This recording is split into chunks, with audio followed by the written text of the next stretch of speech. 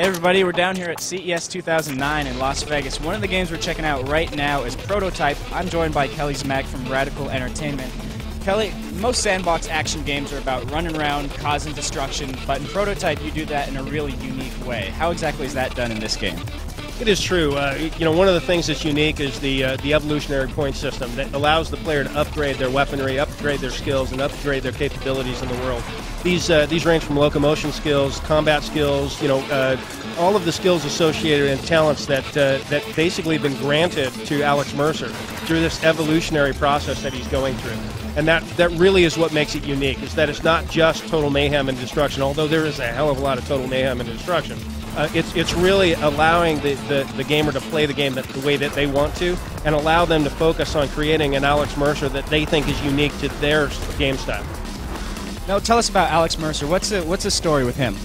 Guy wakes up on a morgue slab, doesn't know where he is, doesn't know who he is, doesn't know anything about his past. But now he's learning very quickly. He has these very unique abilities. He wants to find out what's happened to him. He wants to find out why this is happening in the world around him. And more importantly, he wants to find out who's responsible, because he expects them to pay. It's really a power fantasy. It's a story of revenge. He's pissed, and he's going to let the world know it in downtown New York. How does that revenge play out over the course of the story? Who is he fighting? What's going on? It's obviously in New York, so there's a lot of potential for mayhem. Is he just going after random people, or does he have his eyes fixed on someone? There's really three factions in the game. First faction being Alex himself. He is this very unique prototype. He's this very unique character. He has all of these unique abilities. The other two factions are the infected. The infected, for some reason, are being driven or motivated either to destroy him or capture him. He's not quite sure. But every time he interacts with them, they seem to grow stronger. They seem to grow more capable. They seem to take on more of his type of characteristics. And then there's the military and the Black Watch. The Black Watch have been specifically trained for this type of scenario. Implication being, it's not the first time they've done this.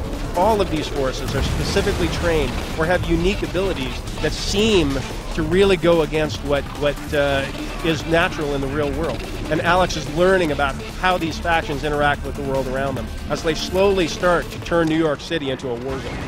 Let's talk about Alex's abilities. He's got stuff growing out of his arms. He can run up buildings. He can fly and glide, it looks like. He has a lot of abilities that become available throughout the course of the game. One of the early abilities is obviously the claws. He's able to defend himself or attack with great ferocity.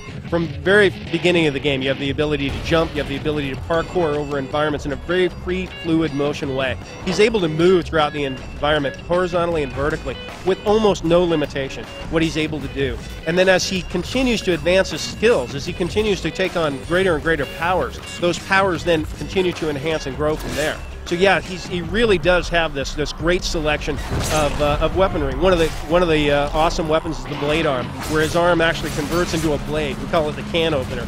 Use it against the tanks, use it against the brawlers. It's a great weapon, blast to play. And they just continue to grow and grow as he continues to evolve through the evolutionary point system. Now, the other big star in any sandbox game, besides the protagonist, is usually the setting. In this case, it's New York City.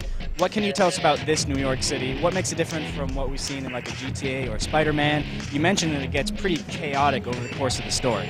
Yeah, the city starts out pretty much as a normal everyday in New York City, and then progresses slowly into basically what's a war zone. It gets taken over by the military. The citizens start to retreat back into their safe havens, and it becomes a military and an infected war zone as they go into the final stages of the game. And really what it is, it's alive. There are pedestrians, there are taxis, there are cars, there are sounds, and everything is moving in the world, kind of in spite of what Alex is doing. He's out searching for these answers, but the city around him is evolving and changing and growing because of the infection and because of the military. Sounds good. When should we expect to see it in stores, and what systems should we see it on?